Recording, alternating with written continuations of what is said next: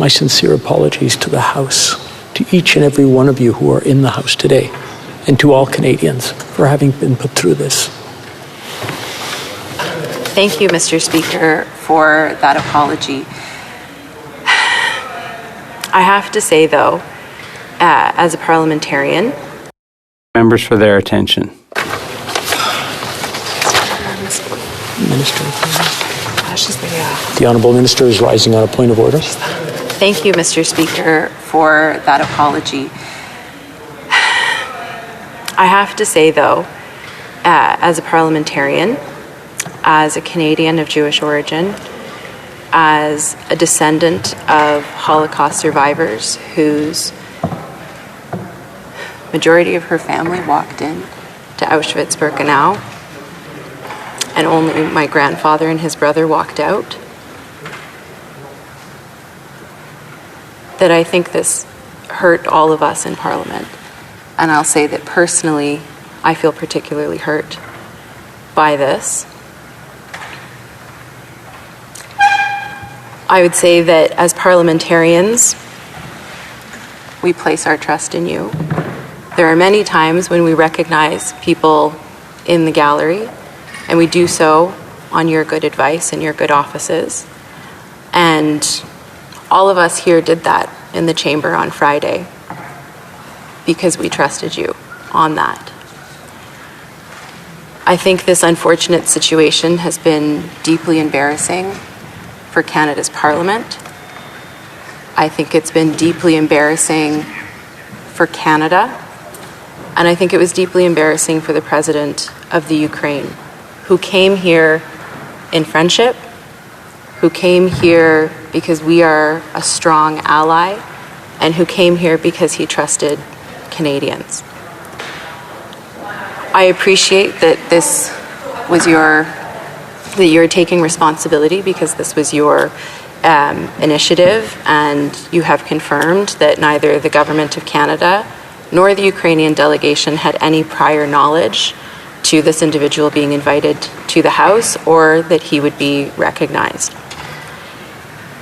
However, given this deeply embarrassing situation, I think for all of us as parliamentarians on all sides, I think it is very important that we collectively work together to strike this recognition from the record, and I will work with my colleagues to do that.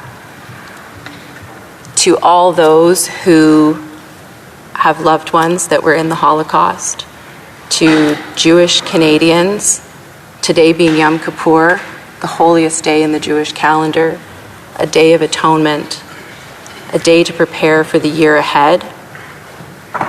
We stand with you in this. We recognize this was a deeply hurtful moment, and many of us in this chamber feel that hurt acutely.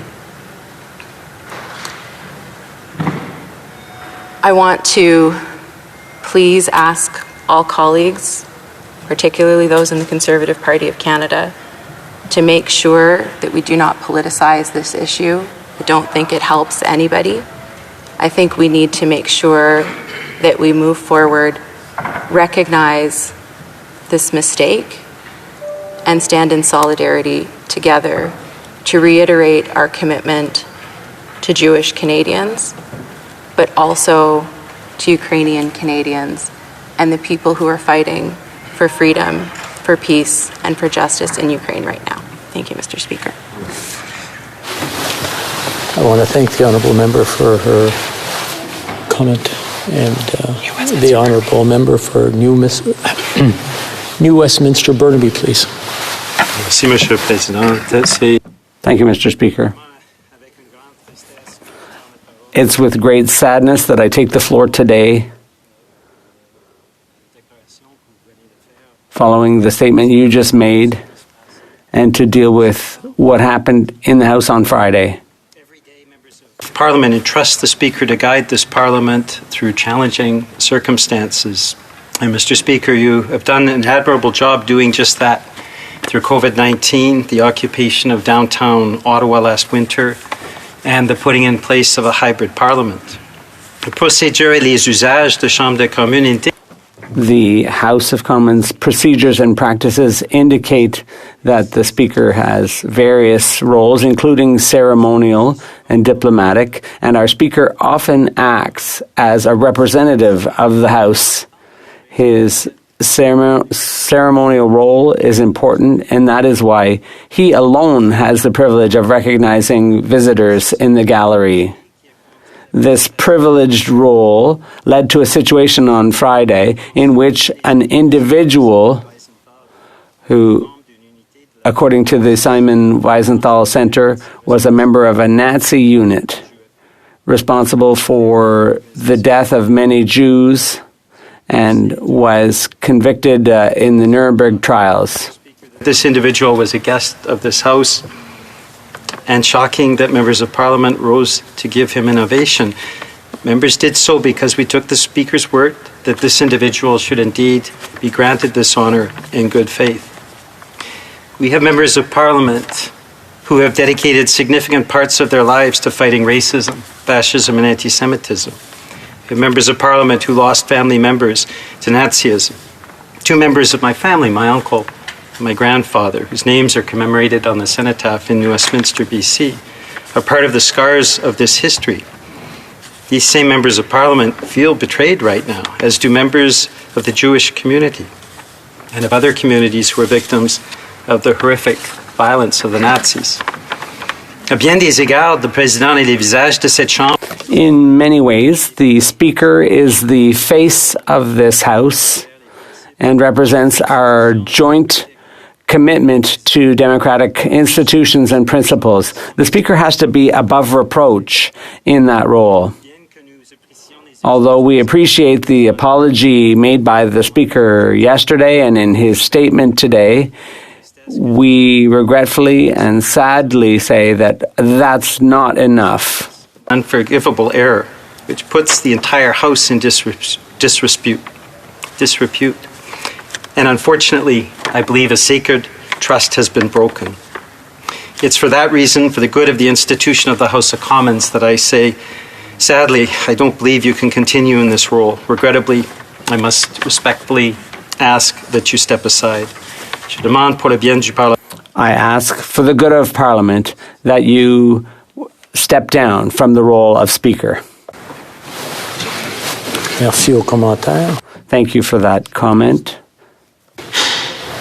Mr. Speaker, this is a very grave incident on a day when the government of Canada is welcoming the head of state of Ukraine, a country that is undergoing an unjust and illegal invasion.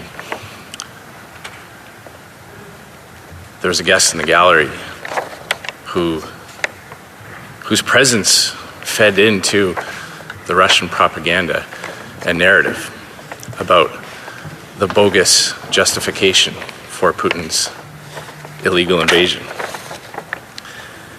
State visits are organized by the government. Every aspect of President Zelensky's visit would have been highly managed by the PMO.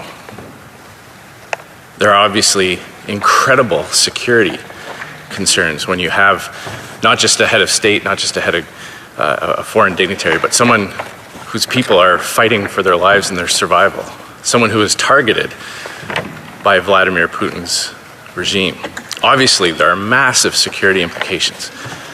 Your statement doesn't answer the questions around how this individual was vetted, how the government, who would have seen all aspects, all guest lists, all interactions with President Zelensky, allowed that person to be in the chamber. Members of Parliament don't have the ability to vet who might happen to be in the chamber on any given day. That's the responsibility of the Director of Protective Services, who reports to the Minister of Public Safety. And the coordination between the Prime Minister's office, the Protocol Office here in the House of Commons, and that Protective Service is what members trust is happening to make sure that things like that don't happen. If someone of that background, which a straightforward Google search will show served in that particular division during World War II. If that basic level of vetting was not done by the government, that raises serious concerns. What kind of message does that send to our allies around the world? That when they come to the House of Commons to address the House and Senate, that basic rudimentary vetting as to who might be in the galleries isn't done? That's incredible, Mr. Speaker. So we'll take your statement under advisement. We'll have more to say on this, but there are still many, many questions that need to be answered as to how the Prime Minister's office so completely dropped the ball on this.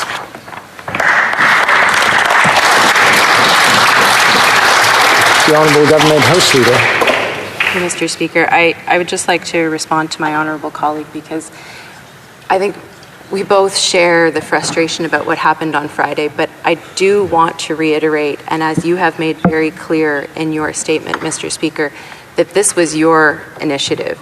The Government of Canada had no knowledge of this individual coming to, the government had no knowledge. The Speaker is responsible for this chamber. He invited him of his own accord, and he made the decision himself to recognize him. Neither the Government of Canada nor the delegation of Ukraine had any knowledge of this. I would respectfully submit, Mr. Speaker, that you clarify this for the members opposite, because it's important that this information be clear and that these false allegations do not continue because they're not true. Thank you, Mr. Speaker. That's right. Nous allons aller avec l'honorable. We'll proceed to the Honourable Member for La Prairie and then come back to the Member for Regina Capel. Thank you, Mr. Speaker. Look, today, before I talk about the situation before us, I'd like to say that I have thoughts for people who suffered in World War II. It was one of the darkest moments in history, particularly for the Jewish community who experienced full-on the aggression of a pitiless invader. Mr. Speaker, you know how much I've always found your work to be outstanding, and I've always taken the trouble of saying so. So I'm a bit emotional about this. You've always been a strength in our view. We've never doubted anything you proposed or anything you did. So much so that on Friday, when you suggested that we applaud an individual who, it turns out, was with the Nazis, we never would have thought that it was anything but a deserving person, a person deserving of the House's ovation. And then subsequently, we learned that that was not so. This was someone with a very dark past, and that was a shock. It came as a shock to us because you were, in a way, responsible for that commendation. That said, you apologized, and I'm completely convinced that that was a sincere apology. And it's your conscience, your wisdom, and it's not for me to say whether those apologies were sufficient. I'd like to go beyond partisanship here. I think this situation calls on us to be better than that. This was a situation where the Ukrainian leader, who may feel affected by the situation. So when you think in Quebec and in Canada, there are people that are standing in solidarity with Ukraine and the Ukrainian leader. Well, let's just say that that situation was not what we would have hoped for. The Ukrainian leader is a hero, and unfortunately, he is somehow tarnished by what happened on Friday. Thank you.